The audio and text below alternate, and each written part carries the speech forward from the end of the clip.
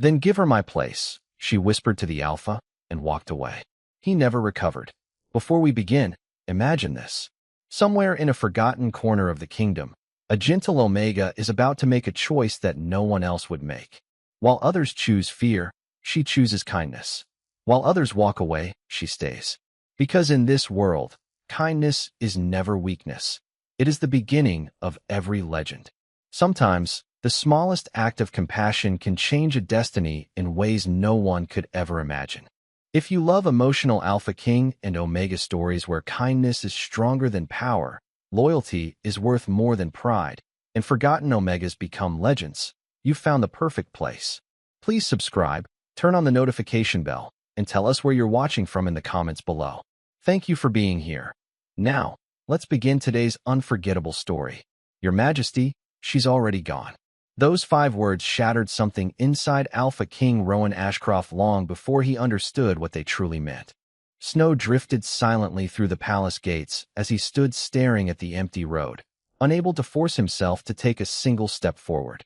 Somewhere beyond the white horizon, the one person who had never once asked him for anything had walked away carrying nothing except her own quiet dignity. He would spend every day that followed wishing he had stopped her before silence became goodbye. 3 years earlier, the first snow of autumn settled across the Blackridge territory, turning ancient pines and stone courtyards into a kingdom wrapped in silver. Beneath the towering arches of Moon Hall, leaders from every allied pack gathered for the annual renewal ceremony, where loyalties were reaffirmed, alliances quietly strengthened, and the future of Blackridge was measured in every glance exchanged across the hall. Evelyn Harper remained almost invisible among the gathering. While nobles admired embroidered gowns and polished medals, she quietly secured a ceremonial banner loosened by the morning wind before helping an elderly servant lift a heavy supply crate no one else had noticed. She moved through the palace the way she always had, solving problems before they became burdens for someone else. Few remembered who deserved the credit afterward, and she had long since stopped expecting them to. Alpha King Rowan Ashcroft entered beneath the royal standard, his commanding presence drawing every conversation to an immediate halt. Tall, composed, and carrying the unmistakable confidence of a ruler forged through years of sacrifice, he inspired respect with little more than a glance. Yet behind his steady expression lingered a quiet exhaustion that only those closest to him could recognize. Evelyn noticed at the instant their eyes briefly met across the hall. She answered with the smallest reassuring smile. Rowan almost returned it before another advisor stepped between them, carrying fresh reports that demanded his attention. It had happened countless times before. Duty always arrived first. There had once been a time when Rowan sought Evelyn's counsel before every difficult decision. Together they had crossed flooded villages, negotiated fragile truces between rival packs, buried fallen warriors, and rebuilt communities left broken by conflict. Yet distance had not arrived through anger or betrayal. It had grown quietly, one postponed conversation, one interrupted evening, and one impossible responsibility after another. By midday, another arrival drew admiration throughout Moon Hall. Celeste Whitmore, graceful and poised, entered beside her aunt, Lady Miriam Whitmore, representing one of the oldest alpha bloodlines in the Northern Territories. Courtiers immediately surrounded her with flattering smiles. Evelyn chose something far simpler. She welcomed the newcomer herself, guided her through the unfamiliar palace, and gently calmed a frightened young attendant after an overturned tray sent silver goblets crashing across the marble floor. Celeste watched with genuine surprise. There was no resentment in Evelyn's eyes, no rivalry, only effortless kindness offered without expectation of reward. High above the ceremony, Lord Gideon Mercer observed everything from the gallery. Years of political experience had convinced him that kingdoms rarely collapsed because enemies were stronger. They fell when rulers allowed compassion to outweigh strategy. As far as he was concerned, Rowan needed a queen who could strengthen alliances, not a woman whose greatest gift was caring for people no one else noticed. His plan required no lies. He only needed the king to hear certain truths while never hearing the others. As music echoed beneath the vaulted ceiling, Rowan accepted another sealed document from Gideon. The moment his eyes crossed its contents, something inside him visibly hardened. Across the hall, Evelyn noticed the change immediately. She could not read the words written on the page. She only recognized the expression of a man preparing to sacrifice something precious because he believed the kingdom demanded it. Neither of them realized that this seemingly ordinary morning had already become the first step toward the quiet farewell that would one day change both their lives forever. Morning light spread across Blackridge in pale ribbons, yet the palace felt colder than the snow outside. Servants hurried through the corridors carrying ceremonial fabrics, polished silver, and sealed letters as rumors drifted faster than footsteps. No one spoke openly, but everyone sensed that the council's private meeting after the renewal ceremony had altered the kingdom's future. Evelyn Harper moved quietly through the Eastern Archive, sorting reports from the frontier villages where food stores had dwindled after an early frost. Practical concerns had always steadied her heart. If frightened children received blankets before winter deepened, if widowed mothers had enough grain, then another difficult day could still mean something worthwhile. She barely noticed that she had skipped breakfast until an elderly housekeeper gently placed warm bread beside her ledger with a knowing smile. "You always remember everyone else's needs," the woman murmured. Evelyn answered with grateful eyes instead of words. By midday, Rowan Ashcroft stood inside the council chamber surrounded by maps, treaties, and impatient voices. Lord Gideon Mercer presented another argument in favor of strengthening the alliance with the powerful Whitmore family. Border tensions were rising. Several Western pacts questioned the Crown's authority. Merchants demanded greater protection along the mountain roads. Every concern seemed to lead toward the same conclusion. A political union promised stability no sword alone could secure. Rowan listened in silence, yet every recommendation felt strangely detached from the people he had sworn to protect. Numbers replaced faces. Strategies replaced compassion. Even victory sounded hollow. Across the palace gardens, Celeste Whitmore wandered beneath frost-covered branches searching for a moment away from formal receptions. She unexpectedly found Evelyn kneeling beside a frightened wolf pup whose paw had become trapped beneath a broken stone lantern. Without hesitation, Evelyn eased the frightened creature free, wrapped the injured leg with a strip torn from her own sleeve, and stroked its trembling neck until its breathing calmed. Celeste watched quietly before stepping forward to help lift the lantern aside. "You didn't even think about ruining your dress," she observed with gentle surprise. Evelyn smiled faintly. "Cloth can be mended. Fear takes longer." Something softened inside Celeste. She had expected rivalry, careful politeness, perhaps hidden resentment. Instead, she discovered a woman whose kindness appeared effortless, untouched by calculation. For the first time since arriving in Blackridge, uncertainty entered her own heart. That evening, Rowan crossed the palace courtyard on his way to inspect the royal guard. From a distance, he noticed Evelyn and Celeste walking together beneath hanging lanterns, speaking with easy warmth while the rescued pup trotted clumsily behind them. The sight should have brought comfort. Instead, it stirred an unfamiliar sorrow he could not explain. Gideon appeared beside him almost soundlessly.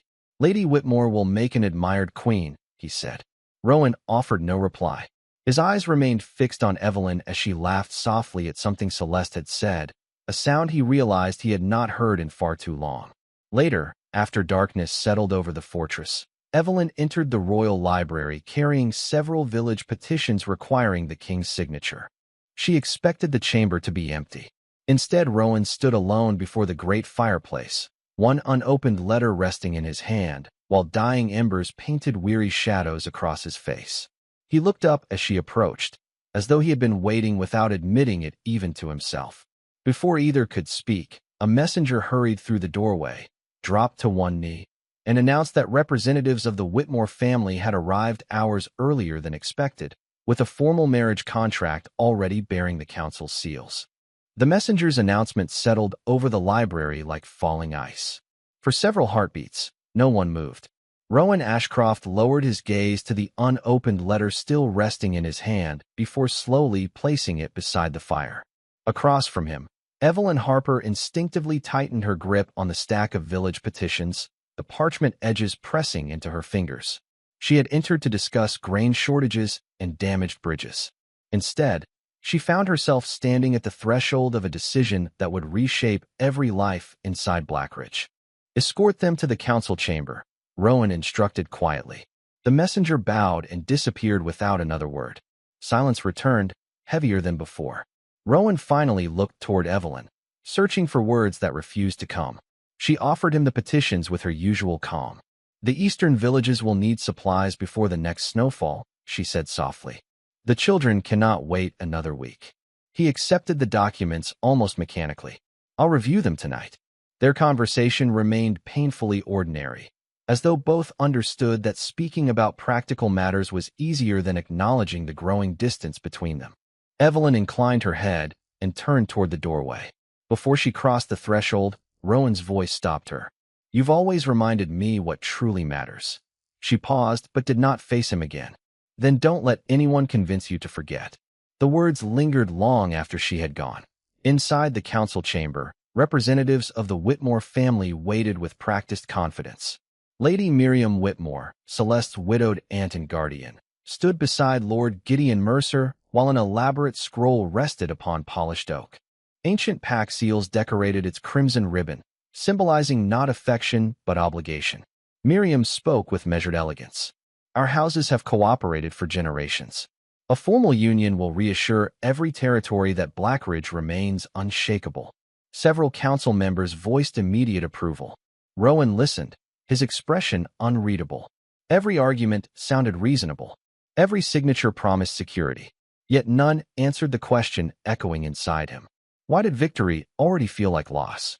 Meanwhile, Celeste found Evelyn arranging donated blankets inside the palace infirmary.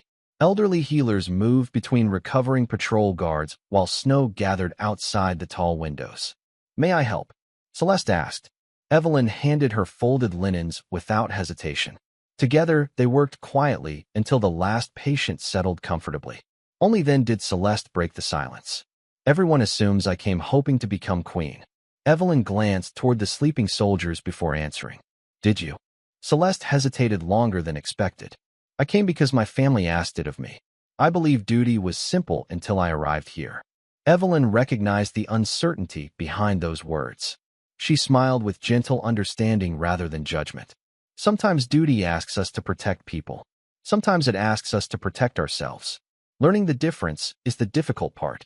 Celeste carried that sentence with her as she left, increasingly aware that the woman many quietly overlooked possessed a strength no noble education had ever taught. That evening, Rowan wandered alone through the western battlements, overlooking forests buried beneath fresh snow. Memories surfaced uninvited. Evelyn laughing beside a campfire after exhausting negotiations. Evelyn standing ankle-deep in floodwater organizing evacuations, while others debated responsibility. Evelyn remaining beside his injured wolf after an assassination attempt, refusing sleep until the fever finally broke. None of those moments had seemed extraordinary when they happened. Together they now formed a truth he had neglected piece by piece while chasing the kingdom's expectations. Below the battlements, Gideon watched the king from the courtyard with restrained satisfaction. Hesitation remained, but pressure would overcome sentiment soon enough. He quietly instructed attendants to prepare the Moon Hall for an official announcement at the next gathering. As bells echoed across Blackridge welcoming another frozen dawn, invitations bearing the royal crest began traveling through every corridor. No explanation accompanied them. Yet when Evelyn unfolded the parchment delivered to her chamber, her eyes settled on one carefully written line requesting her presence at the ceremony, where the Alpha King would reveal a decision destined to change the future of the realm. The Moon Hall glowed beneath hundreds of silver lanterns, their pale light reflecting across polished stone until the vast chamber resembled a frozen lake. Every noble family, every Alpha, Beta, and Elder had answered the royal summons, their whispers weaving through the air with equal parts anticipation and calculation. Evelyn Harper entered quietly in a simple sapphire gown that had belonged to her late mother, elegant without extravagance, drawing little attention except from those who had learned to notice dignity rather than display. Celeste Whitmore approached first, offering a sincere smile before taking her place among the honored guests. There was no hostility in her eyes, only unease, as though she sensed she had become part of a story written long before her arrival. Across the hall, Rowan Ashcroft emerged beneath the carved crest of Blackridge, wearing ceremonial black trimmed with silver thread. His posture remained unwavering, yet those closest to him recognized the exhaustion hidden beneath disciplined composure. The kingdom saw an alpha prepared to secure its future. Evelyn saw a man carrying a burden that seemed heavier with every passing hour. Lord Gideon Mercer stepped forward and addressed the gathering with practiced authority, praising unity, stability, and sacrifice before announcing that the council had unanimously endorsed a royal alliance with House Whitmore. Warm applause echoed through the chamber. Rowan remained silent. The sound faded until every eye rested upon him alone. Slowly he accepted the parchment containing the formal decree. His fingers tightened around its edge. He searched the crowd almost instinctively, finding Evelyn standing peacefully near the rear of the hall. She did not plead. She did not look wounded. She simply met his gaze with quiet understanding that somehow hurt more than anger ever could. Gideon lowered his voice. "Your Majesty, the realm awaits." Rowan inhaled deeply, preparing to speak. Before a single word left his lips, frantic footsteps shattered the solemn atmosphere. A border scout burst through the great doors, his travel cloak torn, snow clinging to his boots, blood staining one sleeve. He dropped to one knee before the throne. "Forgive the interruption, my king. Frostfang raiders have crossed the northern pass. 3 villages are burning. Families remain trapped beyond the river." The chamber erupted into confusion. Several nobles immediately argued for reinforcing the capital instead of risking the royal guard in dangerous weather. Others insisted neighboring packs should respond first. While voices collided, Evelyn was already moving. She crossed directly toward the scout, knelt beside him, examined the wound on his arm, and calmly questioned him about the villages, road conditions, and surviving children. Within moments, she understood what the council had failed to ask. "If the bridge collapses before sunset," she said clearly, looking toward Rowan, "those families will be completely isolated." The hall fell silent again. Rowan looked from the unfinished marriage decree to Evelyn, then to the terrified messenger struggling to remain conscious. In that instant, the carefully arranged ceremony no longer resembled leadership. It felt like abandonment. Without hesitation, he tore the unopened decree in half. The sharp sound echoed through the chamber like thunder. Gasps spread among the assembled nobles. Gideon's face drained of color. Lady Miriam Whitmore stood frozen in disbelief. Rowan descended from the dais, removed the ceremonial cloak from his shoulders, and handed it to an astonished attendant. "Prepare every available rider," he ordered. "The announcement can wait. My people cannot." Before anyone could protest, Evelyn stepped beside him, already requesting medical wagons, blankets, lantern oil, and winter provisions with remarkable efficiency. Their movements flowed together as naturally as breathing, revealing a partnership forged through years of shared purpose rather than titles. Watching from the edge of the hall, Celeste finally understood the truth no political agreement could erase. Whatever name history eventually gave the woman standing beside the Alpha King, she had already occupied the place no ceremony alone could ever grant.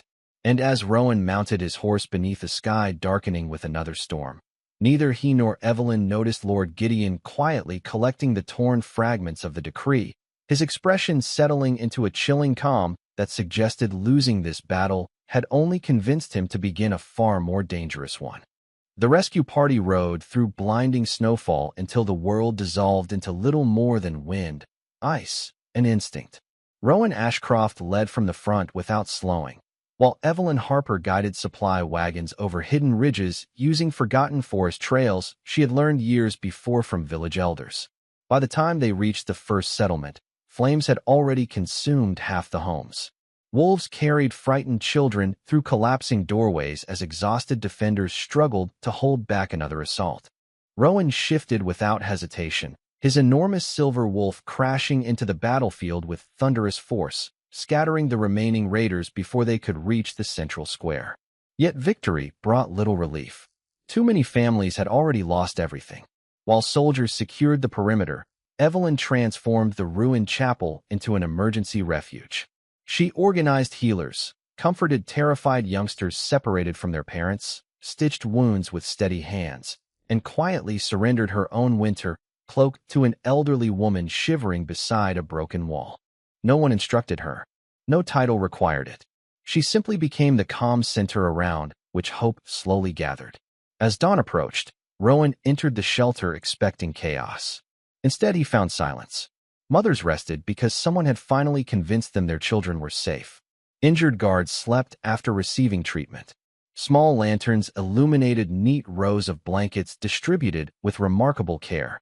At the far end of the room, Evelyn sat beside a frightened little boy who refused to release her hand after losing both parents during the attack. Rowan watched unseen as she softly promised the child that grief did not have to be carried alone. Something inside him shifted with painful clarity. For years he had searched for the strongest ally to stand beside a throne, while overlooking the woman who instinctively carried the kingdom itself. Before he could step forward, another messenger arrived from Blackridge bearing urgent correspondence. Gideon Mercer had convened an emergency session of the council during the king's absence. Claiming uncertainty after the interrupted ceremony, he persuaded several influential houses to endorse the Whitmore alliance immediately. Unless Rowan returned within 2 days to complete the public betrothal, rival territories would interpret his silence as weakness, placing fragile peace agreements at risk. The report spread quickly among the officers. Some urged immediate departure. Others insisted abandoning devastated villages would destroy the people's trust forever. Rowan stood caught between two duties, each demanding a sacrifice the other could not forgive. That evening, Celeste Whitmore unexpectedly arrived at the frontier accompanied by a modest escort carrying medicine, blankets, and food purchased with her own inheritance rather than her family's treasury. She spent the afternoon serving meals beside common volunteers without seeking recognition. As sunset painted the snowfields crimson, she found Evelyn repairing a damaged wagon wheel outside the shelter. "I finally understand why this kingdom follows you," Celeste admitted quietly. Evelyn looked up with gentle confusion. "They don't follow me." Celeste shook her head. "Not with their feet, with their hearts." The words lingered between them. After a long silence, Celeste drew a folded document from her cloak. It was a copy of the marriage contract already bearing every required signature except Rowan's. "My aunt believes this will save the realm," she whispered. "I'm no longer certain." Evelyn accepted the parchment only long enough to read the opening lines before carefully returning it. If this alliance truly protects innocent lives, then no personal feeling should stand in its way. Celeste searched her face, hoping to find resentment, desperation, even hidden jealousy. She found none, only quiet resolve. Later that night, Rowan stood alone overlooking the valley where survivors rebuilt shattered homes beneath torchlight. Evelyn approached, carrying updated casualty lists. Before she could speak, he confessed with unusual honesty. "Every path before me costs someone I cannot bear to lose." She listened without interrupting. Then she looked toward the distant lights where rescued families had begun singing together despite everything they had endured. A peaceful expression crossed her face, as though an answer had finally settled inside her heart. Rowan noticed it immediately, but before he could ask what she was thinking, Evelyn gently folded the casualty reports against her chest, and for the first time since they had met, she made a decision entirely for herself. The valley awakened beneath a sky the color of weathered steel, where smoke no longer rose from burning homes but from newly built hearths, each fragile flame a promise that life had chosen to continue. Evelyn Harper walked among the survivors before sunrise, helping children carry buckets from the river while elderly craftsmen measured broken beams for rebuilding. She greeted every family by name, remembering losses no official report could ever capture. None of them addressed her as queen or counselor. They simply smiled with quiet relief whenever she appeared, as though her presence alone made tomorrow seem possible. Rowan Ashcroft watched from the hillside without announcing himself. Only now did he realize why frightened villagers always looked toward Evelyn before looking toward their king. She never commanded their trust. She earned it one person at a time. The realization settled heavily across his conscience, exposing a truth he had ignored through years of royal obligation. Back at the temporary command camp, another courier arrived from Blackridge carrying the records Rowan had quietly requested weeks earlier. Inside the leather satchel lay council correspondence, frontier reports, and sealed petitions gathered from every corner of the realm. As he sorted through the documents, something immediately felt wrong. Several reports praising Evelyn's negotiations had thick black lines drawn across entire paragraphs. One recommendation, naming her as chief royal advisor, bore a bold crimson stamp, rejected. Another village petition thanking her for preventing bloodshed had never been opened, its wax seal still perfectly intact. Beneath it rested a letter written in Evelyn's familiar hand describing food shortages before winter. Across the top, someone had scrawled a single instruction: filed. No action required. Rowan stared at the handwriting for a long moment before turning to the remaining records. The pattern became impossible to ignore. Every proposal supporting the Whitmore alliance had been carefully highlighted. Every document revealing Evelyn's influence had quietly disappeared beneath corrections, delays, or convenient silence. None contained outright lies. The truth had simply been buried one page at a time until it became invisible. Rowan lowered the final report with trembling hands. The distance growing between them had not been born from a single mistake. Someone had patiently built it from omissions, believing that what a king never saw could never shape his decisions.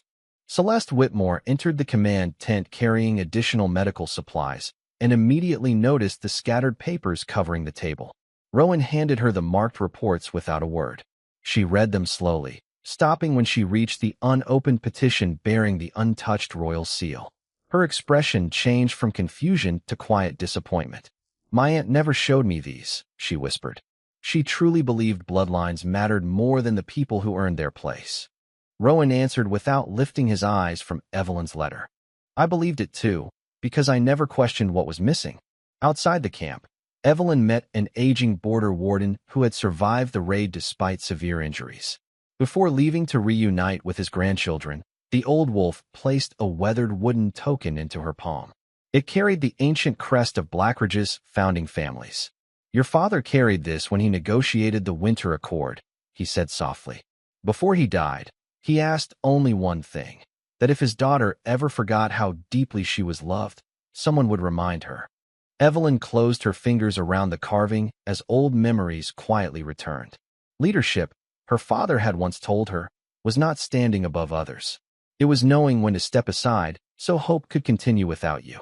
As evening settled across the valley, Rowan found Evelyn standing beside the rebuilt bridge she had insisted could still be saved.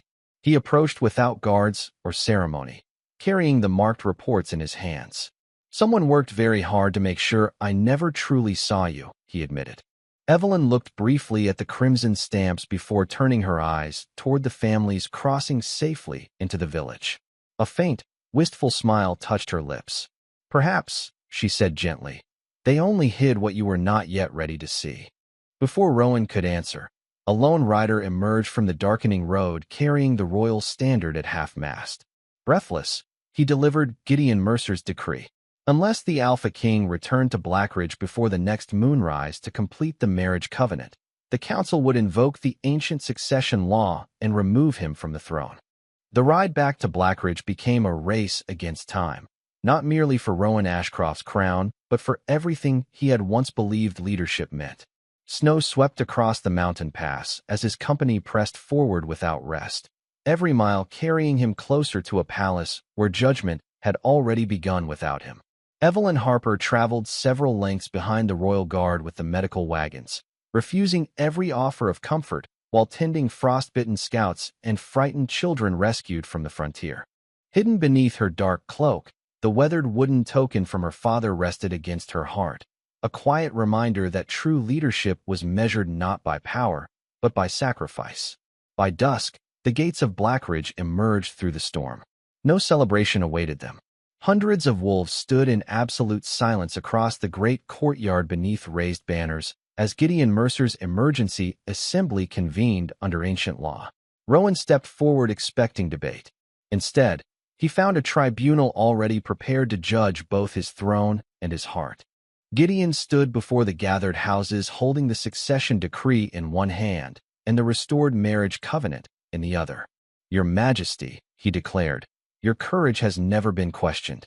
Your judgment has." Murmurs rolled across the courtyard. Rowan met every gaze without lowering his own. "I chose my people." Gideon's reply came with practiced certainty. "A king who cannot separate compassion from duty will eventually lose both." Before Rowan could answer, Lady Miriam Whitmore stepped into the center of the courtyard. Every voice fell silent. She accepted the marriage contract from Gideon, looked once toward her niece, then slowly tore the document into narrow strips that drifted across the snow like faded leaves. Gasps echoed through the crowd. "House Whitmore withdraws its claim," she announced. "Peace built without honor cannot endure." Celeste Whitmore stepped beside her aunt. "I believed I was coming here to strengthen a kingdom," she said quietly. "Instead, I found the person who has been holding it together all along." Her eyes settled on Evelyn, who stood among healers and villagers rather than beside the throne. One by one, survivors from the northern settlements stepped forward without invitation. An elderly warden removed his cap. A wounded captain bowed his head. Mothers carrying children Evelyn had comforted during the harsh winter gathered near the palace steps. No speeches had been prepared. No one had organized them. They simply came because gratitude had become stronger than fear. Gideon realized the assembly was slipping beyond his control. Desperation hardened his voice as he ordered the sealed archive brought before the council. "This woman has clouded the Alpha's judgment for years," he proclaimed. "Remove the source of his weakness, and the kingdom will recover." Rowan stepped forward, anger finally breaking through his restraint.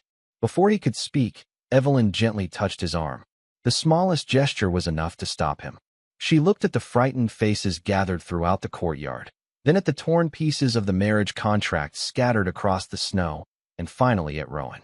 Calm settled over her features with heartbreaking certainty. She lifted the royal crest from her cloak and placed it carefully upon the cold stone before the throne. Her voice barely rose above a whisper. "Then give her my place." No explanation followed. No plea. No farewell. She simply stepped back. Rowan stared at her, unable to breathe, his hand instinctively reaching toward hers. She looked at him one final time, a look filled not with blame, but with love that had finally accepted what it could no longer carry. Then she turned and walked through the falling snow. No one moved to stop her. The only sound was the wind carrying away the last fragments of the torn covenant. Rowan remained standing exactly where she had left him, his outstretched hand suspended in empty air. In that single silent moment, he understood that losing a throne would never compare to losing the woman who had quietly stood beside him through every victory and every failure. As Evelyn disappeared beyond the palace gates, something inside the Alpha King broke in a way no battle had ever managed, and everyone watching realized they had not witnessed the end of a political struggle. They had witnessed the moment a man lost the only person who had ever made him worthy of wearing the crown. No one tried to stop Evelyn Harper as she crossed the palace courtyard.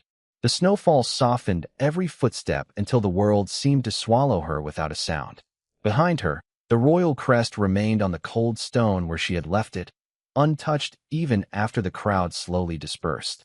Rowan Ashcroft stood motionless beside the throne steps long after the courtyard emptied, his gaze fixed not on the symbol of authority, but on the empty gate through which she had disappeared.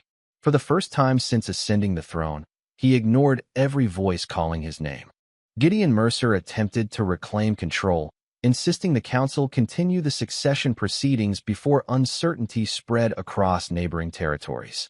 Rowan did not answer. Instead, he walked past the assembled nobles, bent down, lifted the crest Evelyn had surrendered, and quietly placed it inside his own cloak. The gesture was small, yet every witness understood its meaning. He was no longer protecting a political arrangement. He was protecting the place she had once occupied beside him. Meanwhile, Evelyn reached the old riverside cottage where retired healer Margaret Ellison had lived since leaving palace service years earlier. Without asking questions, Margaret opened the door, wrapped a wool blanket around Evelyn's shoulders, and placed a cup of warm tea into her trembling hands. Neither woman spoke for several minutes. Finally, Margaret noticed the absence of the royal crest. "You left something behind," she said gently. Evelyn stared into the rising steam. "No," she answered after a long silence. "I left someone the freedom to choose without carrying me as another burden." Across Blackridge, unexpected consequences unfolded almost immediately. The survivors from the northern villages refused to leave the capital after witnessing Evelyn's departure. Craftsmen paused reconstruction work. Border guards delayed returning to their posts. Mothers gathered in the public square carrying lanterns at sunset. None shouted. None demanded rebellion. They simply waited together in quiet solidarity, each holding a single lantern like those Evelyn had once distributed during winter relief efforts. Their silent presence unsettled the council more than any riot could have. Celeste Whitmore walked among them carrying bread and blankets instead of noble insignia. When one elderly woman mistakenly thanked her for rebuilding the frontier homes, Celeste smiled sadly and answered, "That kindness belonged to someone else." By dawn she entered the council chamber beside her aunt and laid every remaining copy of the abandoned marriage agreement across the table. Without ceremony, she fed each page into the fireplace until only gray ash remained. No one objected. Even Lady Miriam lowered her eyes, recognizing that forcing an alliance after everything revealed would destroy the very peace they had hoped to preserve.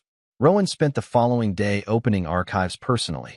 Hidden petitions, forgotten commendations, village testimonies, and reports praising Evelyn's work gradually filled his desk. He read every page himself. Between official documents, he discovered something unexpected, a small notebook tucked inside an old frontier ledger. It contained no grand declarations, only practical reminders written in Evelyn's careful hand. Which orphan preferred apple preserves instead of honey? Which veteran pretended his injured shoulder no longer hurt? Which widow always refused assistance unless someone first accepted a cup of tea? Page after page revealed a woman who had quietly memorized the lives of an entire kingdom while asking almost nothing in return. Rowan closed the notebook and covered his eyes. At sunset, he summoned the full council once more. Gideon arrived expecting another political negotiation. Instead, Rowan placed every hidden report across the great table where all could read them. "You concealed her service," he said evenly. "I allowed myself to overlook it. We both failed this kingdom." Gideon offered excuses about necessity, perception, and stability, but his arguments sounded hollow against written truth and the growing voices outside the palace walls. Before any verdict could be reached, a palace guard entered carrying a weathered leather satchel recently discovered in Evelyn's abandoned office. "Your Majesty," he said quietly, "Lady Harper left this behind." Rowan opened the worn bag, expecting official records. Instead, he found neatly organized plans for rebuilding every damaged northern village over the next 5 years, each project already funded through donations she had gathered anonymously. Resting above the final blueprint lay a sealed envelope bearing only his name, written in the familiar handwriting he would have recognized anywhere. He held it carefully, unable to break the seal, suddenly understanding that whatever waited inside would change far more than the future of his throne. The council chamber slowly emptied until only silence remained. Rowan Ashcroft stayed where he was, the sealed envelope resting motionless in his hands. He waited until the final footsteps faded beyond the great doors before finally breaking the wax seal. The crack of hardened wax echoed softly through the empty hall. The letter inside was not a farewell. It held no accusation, no sorrow, and no plea to be remembered. Evelyn Harper had written exactly as she had lived. The first page listed villages that still needed wells before summer. Another named apprentices ready to become healers. A third reminded whoever assumed her duties to visit an elderly widow every Thursday, because she pretended she disliked company while secretly waiting for someone to knock on her door. At the bottom of the final page, beneath every careful instruction, one quiet sentence remained. Asterisk: when the kingdom no longer asks one person to carry everyone else's burdens alone, it will become the home we both dreamed of. Asterisk. Rowan closed his eyes. For the first time, he understood that Evelyn had never been trying to stand beside a throne. She had been trying to build a kingdom where no one would ever have to stand alone. Before sunrise, the great bell of Blackridge rang across the valley, calling every pack to the palace courtyard once more. Nobles expected another debate. Soldiers prepared for another decree. Instead, Rowan stepped onto the ancient stone platform wearing the same plain traveling cloak he had returned in from the frontier. No royal mantle rested upon his shoulders. No ceremonial sword hung at his side. Only Evelyn's letter remained folded inside his hand. Without a single word, he removed the Alpha's ceremonial mantle and laid it across the empty throne behind him. "Power," he said quietly, "is not measured by how many kneel before us. It is measured by how many stand because we refuse to let them fall." No applause followed. Instead, Rowan ordered every hidden report, every forgotten petition, and every testimony honoring Evelyn's work to be read aloud before the kingdom. Villagers came forward one after another, not because they had been summoned, but because gratitude finally outweighed silence. A mason spoke of the workshop Evelyn rebuilt after a flood.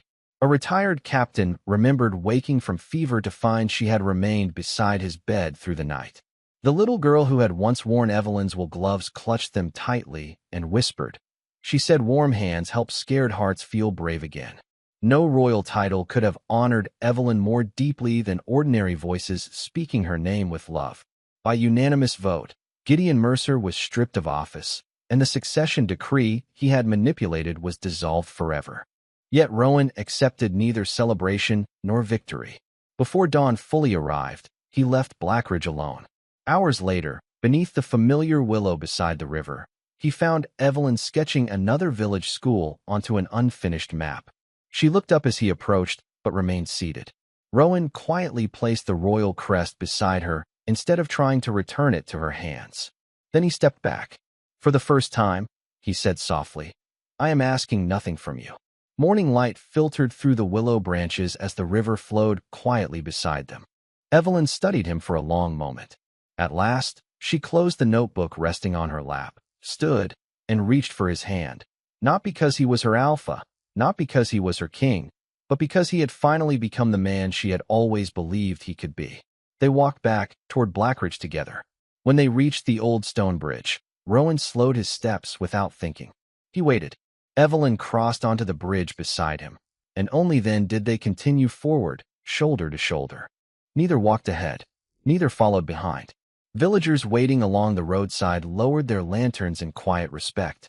No one spoke. No announcement was needed. The kingdom already understood what had changed. Years later, after the frontier had flourished and the villages had healed, young wolves would sometimes ask why the Alpha King always paused before making his hardest decisions. The elders would simply smile toward the old bridge and answer that once, long ago, a gentle woman had quietly walked away rather than asked to be chosen. He never truly recovered from losing her. He became worthy because of it. And every winter, when the first snow settled across Blackridge, two sets of footprints could always be found crossing the old stone bridge together.